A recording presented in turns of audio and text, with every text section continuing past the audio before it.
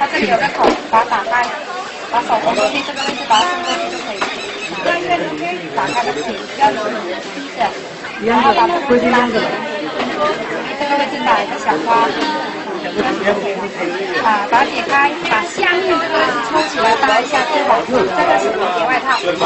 把它这个位置呢拉下来，然后往后面，这样子的话就是背心。来交叉一下，这个是八字，往头上这个地方，它就是来套。